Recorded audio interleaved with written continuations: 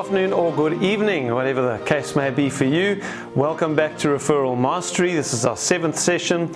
Today we're going to be talking about items of value. But let's just do a little recap, as I always like to do at the beginning of each session. Your steps towards mastery from the last session were to get yourself a whole bunch of personal note cards, postage stamps if necessary for you, and then actually write 5 handwritten notes every day, 5 days a week for the last 2 weeks. So hopefully you actually took me up on my challenge and you've written 50 personal notes. And I'm assuming that you maybe started to get a little bit of feedback from those notes as well, which is fantastic. And I hope you enjoyed that exercise. Our apple tree, if we want to reorientate ourselves here, we are trying to produce ripe apples, repeat and referral business. We're going to get repeats and referrals from people. That's our apple tree, the database. And I took you through 4 steps to organize your database. So build, make a big list, sort. You sort it down to your 100 to 300 advocates. Everybody else is a B. Capture it onto your contact management system. And then the big job was to phone through all 300 of your advocates and prime them using the database primer dialogue. And that was the first of the 6 dialogues under the dialogues heading. And then I taught you another dialogue similar to the database primer called the database filter, which is your secret weapon when you go out into public every day and you're meeting new people. There's this question you can ask them in order to lead the conversation to getting permission to keep in touch. And that question simply was, if you were buying or selling your home or you had a friend or a family member who was, do you have an agent you'd refer them to? That was the database filter dialogue. We then shifted our attention to looking at the sunshine. What's going to make this database healthy? Well, sunshine and rainfall. The sunshine corresponds to written communication, and we looked at handwritten notes last time. And today we're going to keep going along the written communication track, and I'm going to teach you all about items of value. Items of value. I think before we continue, let me define what an item of value is. It is, broadly speaking, any item that you give or deliver to your advocates that they will find to be valuable. Okay, so it's quite a broad definition. Now, how we're going to implement the distribution of items of value is a little bit narrower than that. On Mother's Day, for example, you might deliver flowers to all of your moms on your advocate list. Now, that's quite difficult to do. It's a little bit expensive. It's logistically difficult. And that is an item of value, but in terms of what we're going to be sending out on a monthly basis, we're going to choose to send items that are information based. In other words, you can email them and you can mail them in the mail, hard old school mail, but in an envelope. You can fold it up, put it in an envelope, stick a stamp on it and mail it out. The foundational technique to create a consistent flow of referrals is to faithfully send an item of value to your advocates every month. Every month. Items of value form the hub of your Trusted Advisor program. They create a wonderful talking point off which everything else can operate. They are the very heart of your referral system. Now, that's an important point because I'm going to teach you lots of techniques and lots of touch types in this course, but it's the monthly item of value that creates the reason for all of the other touch types. It gives you an excuse. For example, as you're going to see later, I'm going to recommend that after you send out your item of value every month, you follow it up with a phone call. And then when you're on the phone call, you don't want it to be awkward. You're going to have, as you'll see, 150 phone calls to make in the next 30 days if you've got 300 advocates, because you want to call through your advocates every 2 months. 150 phone calls. You don't want to be sweating every time you pick up the phone. What am I going to talk about? I struggle to do this. You just want it to be easy. And so let's say your item of value this month was on the dangers of overpricing. That's one of those that I'll show you later. And so when you make your phone calls, it'll be whatever chit chat is natural. And then as soon as there's any kind of pregnant pause in the discussion, it's anyway, the reason for my call, John, just wanted to see you got that little item I sent you this month on the dangers of overpricing. You know, we found that over the last 3 months, the average selling price in our area is 15% below asking price, and the sellers are unrealistic, and the dangers of it is they end up actually selling below market value. So we thought that was an important piece of information for our business. Okay, there you've got a little story to tell, you've got a few statistics to quote, and it relates to the item that they get given, and that's the end of the phone call. So great chatting to you, and whatever chit-chat at the end of the call, and then, oh, by the way, and I'm going to teach you the oh, by the way dialogue later in this course. You're actually going to ask for a referral then on the phone calls. The point, to come back to the point that I was making, is that the items of value give you the excuse. They're like the hub of the wheel, and everything else works off of it. Here's another example. After the phone call, what is the first thing you think I'm going to tell you to do? And I hope you said a handwritten note. Yes.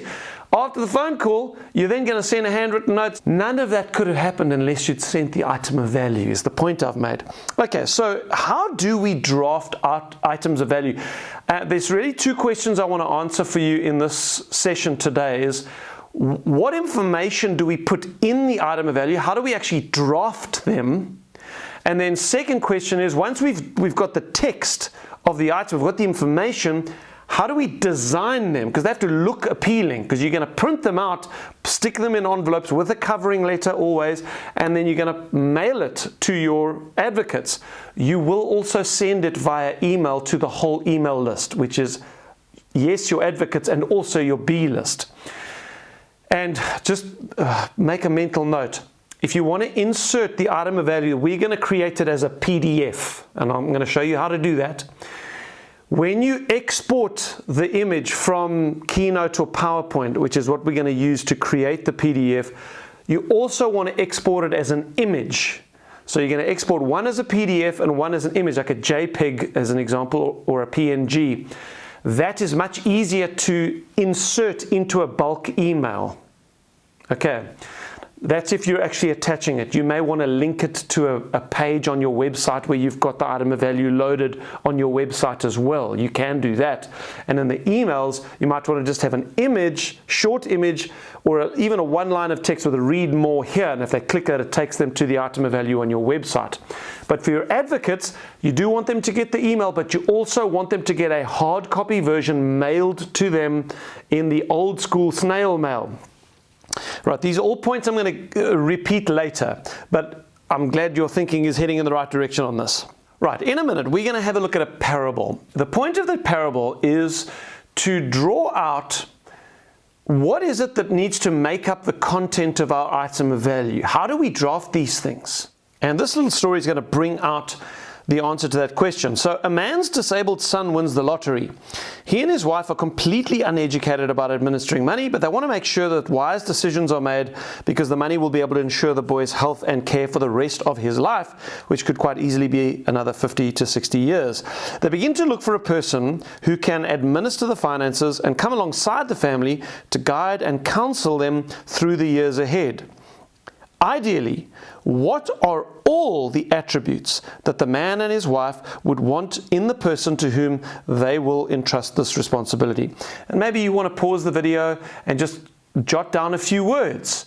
What is this couple looking for in the person that they're going to entrust the family fortune to administer for their son? Perhaps even after they, husband and wife, mom and dad, have passed away, that there's someone who's still going to be looking after the son. So what are they looking for? And maybe you've come up with answers like, well, the person's got to be honest. Absolutely got to be honest. They're going to run off with the money. They've got to be caring. There's got to be a sense of empathy for this boy's predicament and for the struggles that he has in life. There's got to be a sense of caring and empathy. Experience, that you want this person to be experienced. You want them to be an expert in their field of financial management and tax, for example, and educated. You want them to be accessible. So you don't want them making all sorts of promises and then you can never get hold of them afterwards. They're easily accessible. They're always available. Faithful or dependable. They don't make promises and then not keep them. Accountable. Committed to the work. This is over a long period of time. This is not somebody who's excited about a new deal now, but in a year's time they would have kind of lost its shine. They've got to be committed for the long haul. Okay, these are all attributes. Now, if you take those attributes, you can very neatly divide them under two headings. Now, just stay with me, okay? I'm trying to teach you how we're going to draft our items of value. On the one side, the heading that we can use for half of those traits is character. This couple are going to be looking for someone they can trust. This is someone who is honest, they've got integrity, they're in it for the long haul, they care for the family. They are the kind of person that this family will feel safe with from a character and honesty perspective. That's important, obviously. But you, my friend, watching this video may be the most wonderful human being on the planet, and I'm sure you are. But if I need to have my tonsils out, I'm probably not going to come to you. You know, you may be so trustworthy that if I had a box of golden treasure from a pirate that I'd found and I needed to leave it with someone for the night, you'd be the person I'd choose. I probably still wouldn't come to you to have my tonsils out. Why not? Because you're probably not a surgeon and you might give it your honest best shot, but I'm probably going to die because you don't have the skill. Now that's on the other side of what this couple are going to be looking for in this financial planner, is someone who is competent. Let's use the word competence as a catch-all for all of those other things. And if you think about it, these are the two things you need to communicate to your advocates if you want them to be happy to refer their family and friends to you. They've got to know that you can be trusted with their family and friends, and they've got to know that you are highly skilled at what you do, that you will be able to meet the needs that their friends and family have. Okay, character and competence. I hope you see now we're getting closer to what we need to put in our items of value, because what we're going to do is we're going to use the monthly item of value to communicate your character or your competence. So half your items of value are going to communicate character, and that is done by sending items of value that are personal in nature. So character is communicated by personal items of value. I am going to show you examples in a second. Competence, on the other hand, that'll be your other half of your items of value, is communicated by items of value, the content of which is professional in nature. So let's have a look at a few examples. Now, back in the day when I was still running Providence, having worked with Brian Buffini in the States, and I believe Brian's company still does this. So if you're looking for ready to go items of value every month, a new item of value, and I believe a stack of personal note cards with envelopes, you can get onto Buffini and Company's website and enroll on their program. They will send you a little box every month with your monthly item of value and your personal note cards. It's really convenient. But I am going to show you today how to do these things yourself. So when we were doing this back in the day, providing our clients with items of value, these are just some of the examples. So professional items of value, the first one there is get your plans passed easily. There was an item about if you're going to be doing renovations or building, how do you get your municipal plans passed? The next one, stop that drip. So here are some step-by-step instructions or guidelines to solving two of the most common plumbing problems in your house, and you can do it yourself. Not only do these things have to be property related, but you're going to see with the next one, they can be related to money. So if your item of value speaks to the fact that you understand money and wealth creation and preservation, that's also professional. It's building up their esteem of you as a professional real estate agent. So this one is 21 signs that you know how to handle money. Then something about how your garden can help sell your home. Obviously that's extremely professional in nature. As an agent, you're advising people how to sell their home and what to do with their home in order to make it more sellable. Then the next one, I love this one. This was a kind of play on the Monopoly board. This was about CMA. So why should homeowners get a regular valuation of their property? There's several good reasons for that.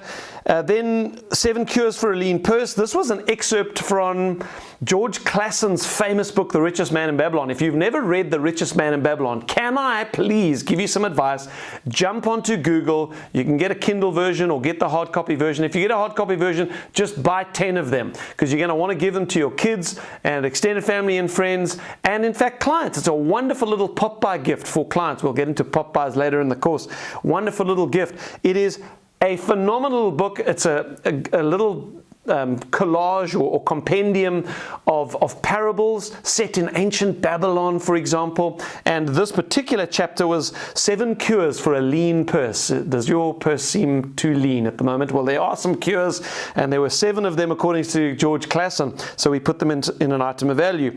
The last one I'll show you is that one I mentioned earlier, the dangers of overpricing. This was a double-sided item of value, which also can work really well. And this was the sad tale of an overpriced turkey, and how the home actually sells for below market value if you initially price it over market value.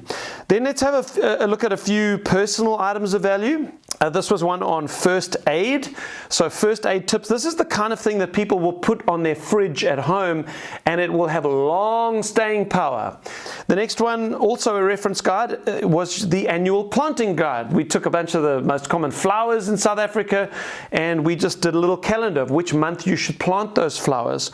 Then spot remover. This one was actually so popular, like how to remove candle wax or ink or whatever it is that you've spilt on your couch or whatever. And there's a whole bunch of like granny solutions, you know, old wives kind of solutions, which you wouldn't think about, and it was quite fun. The last one I'll show you is health-based. So this was what are the major vitamin groups, and what do each vitamin group do for you? So if you're struggling with a certain thing, energy, what vitamin should you be supplementing with, etc. Okay, so hopefully that gives you an idea of what the kind of content of items of value are. And again, you want to mix it up. You want to have roughly half your items professional in nature, communicating professional competence, and then half of them being personal in nature, just illustrating, you know what, I'm a good person, I've got family values, I care for you, I care for your family.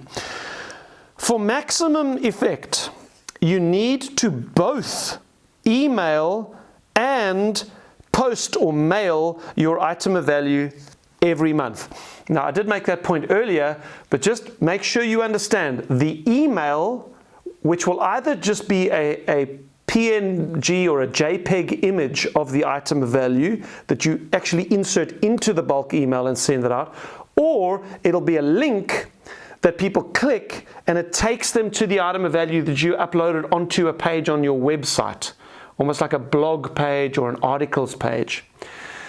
That email that you send goes to everybody. It goes to your advocates and to your whole B list every month. But then in addition to that, you're going to print out 100, 200, 300 copies, however many advocates you've got. You're going to put a covering letter with the item of value. You're going to fold them up, put them in envelopes. The envelopes, you probably would have printed labels automatically from some software on your computer, and then you're going to mail those out to your database hard copy. Now, I would strongly suggest you do not do that job yourself. If you've got a personal assistant, this is the prime example of the kind of task that you delegate to an assistant. Make sure that they do it properly, and so supervise it quite strictly in the beginning for the first few months, but once they've got it, they've got it. If you don't have a PA, then pay a child. If you've got a teenage child, this is low skill work. The question I want to answer next is, how do you actually draft the items of value? How do you come up with the ideas, and then how do you actually write the ideas? Well, this is where the invention of ChatGPT has been an absolute game changer for us. So what I am going to do, you can thank me later when you see me in person at EXPCon or some such event. I am now going to give you a ChatGPT guide which gives you the prompts for an entire social media calendar and email newsletter calendar that's going to give you 100 topics. And out of the 100, we're going to, so which that you can use for Facebook and Instagram and videos, etc.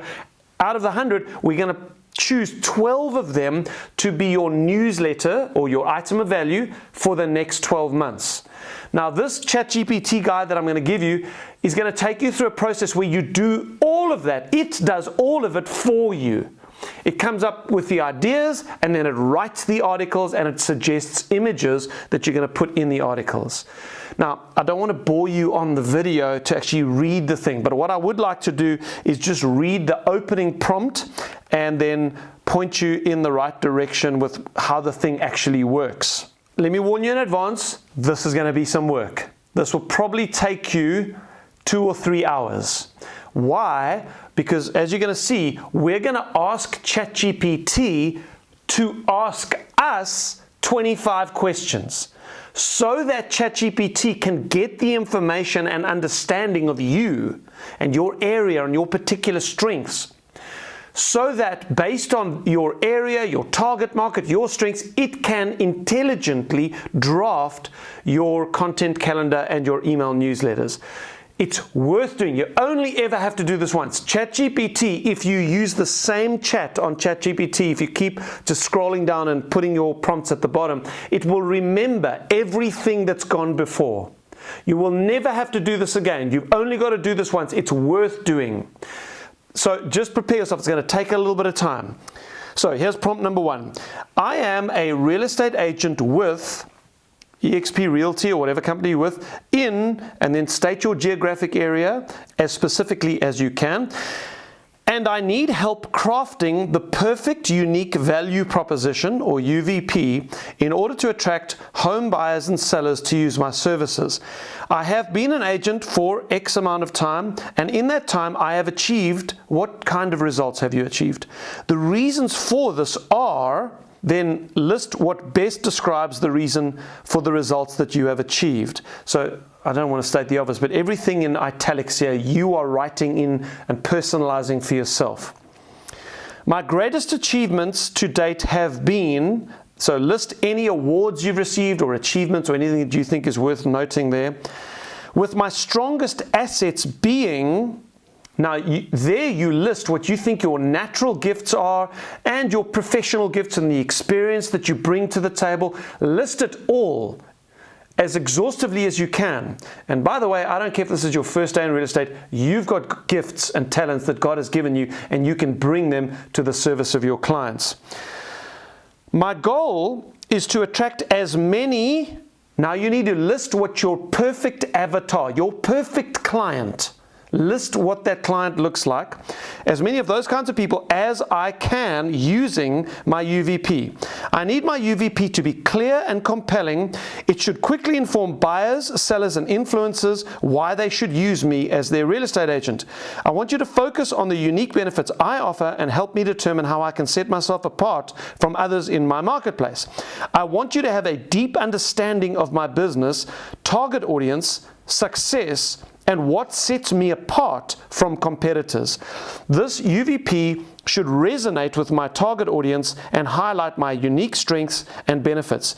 In order to help craft this, please ask me the 25 most important questions you need to know in order to craft the perfect UVP to the best of your ability. Your detailed understanding is crucial for optimal results. ChatGPT will then spit out 25 questions which you now need to go and answer. What I suggest you do is copy the questions, paste them into a Word document, answer them in the Word document. Once you've answered all the questions, and that's what takes all the time, but put effort into it, then copy them from your Word document back into ChatGPT and hit enter. And that's prompt number 2. You're going to say, here are the answers to your questions, and then you're going to paste your answers in. ChatGPT will then spit out your UVP, and it might give you some other thoughts and ideas, whatever it gives you. The next prompt, you're going to copy and paste into, you just copy and paste it into ChatGPT from this document. Basically, I'm not going to read it, but what this one does is it asks ChatGPT to come up with 100 content ideas based on the information you've given it. Then, once it gives you the 100 content ideas, it's going to give you to in a tabular format, which you're going to ask for. You'll see that. Then, prompt number 4, copy and paste just paste the next one in. What the next one does is it's going to ask ChatGPT to give you 12 newsletter ideas. From the 100 pieces of content, 12 newsletters together with the subject line, and it's going to tell ChatGPT how to write the subject line, and it's going to give you a little description of what the article will be about. That's prompt number 4.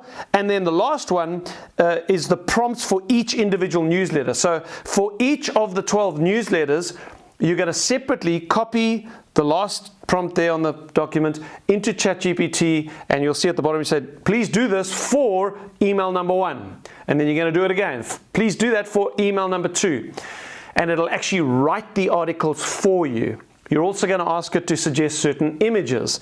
Now, that leads us to the next discussion, which is once you have drafted the items of value, you've actually got the text written, you've got it planned out for the next 12 months, how do you design them so that, like the items of value you saw of ours, they're on a beautiful image in the background, they look nice, so that you can print them out high gloss and send them?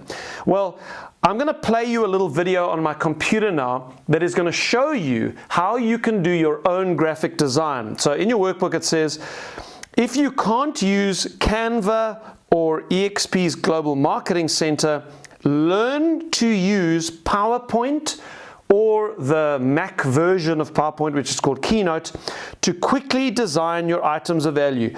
This has been one of the most valuable skills I learned, and I learned it just, through the School of Hard Knocks, in the saddle. Somehow I came across this, that you can do unbelievable graphic design using PowerPoint or KeyNote, and then once you've designed your thing, you just export it as a PDF or you export it as an image. Now you're going to do both of those, one for the newsletter and one for your actual item of value that you're going to print out. So, how do you use KeyNote or PowerPoint to do your own graphic design? That's what this video is going to teach you. I'm going to show you how easy it is to create a beautiful value item that can be printed. Take it down to the local printer, but you're going to do the design yourself, and you can do this using PowerPoint, or as I've got on my screen here, KeyNote, which is Apple's version of PowerPoint. First thing you want to do is change the dimensions of the slide to an A4 page. A4, so on KeyNote you do that by clicking the Documents tab and then Size, click the drop down and then Custom Slide Size. We're going to go with 210, I'm going to add a note to it, by 297, add a note to it, because an A4 page, the dimensions are 210 by 297. Okay, great, there we go, there's our A4 page. Now I'm going to put a text box in there, but first I'm going to go to ChatGPT. So what I did was I asked ChatGPT to write me an article with 175 words with nicely laid out headings about 6 essential tips to sell your home. So this is just by way of illustration. So what I'm going to do is I am going to highlight the article, and I am going to click Command C, which is Control C on a PC. To copy the text, we are going to put a text box in here and simply paste our article in. We are now going to change the font size to, that looks good. Right, our heading is going to say, what's ChatGPT's thing? Preparing your home to sell 6 essential tips. Alright, we're going to paste this into a little text box here, and we're going to put it at the top. Let's use Roboto, which is EXP's font for everything. Okay, so our article is taking shape. Now what we need is we need an image behind this. So what we're going to do is you can go to any number of websites online where you can get free images, royalty-free images. Pixabay is one of them, and we are going to search for an image. Let's just try this, moving home.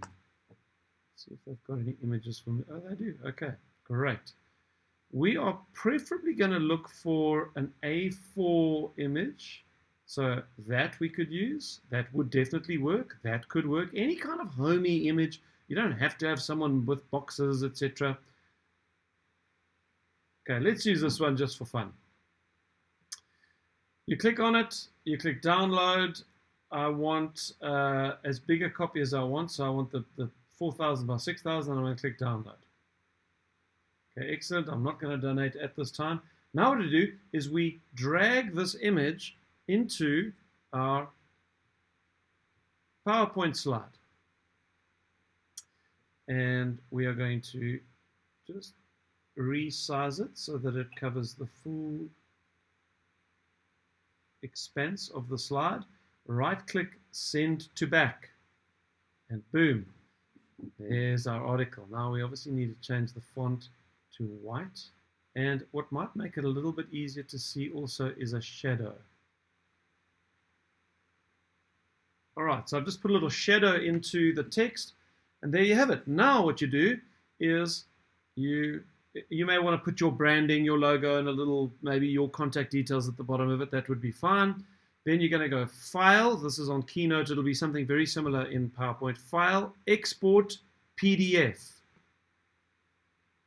Save. It's going to export that as a PDF. So what I'll do now for you is I will go to that particular folder, and I am going to just open up the PDF. There's the PDF. You take it down to your copy shop, you print 100 to 300 of them.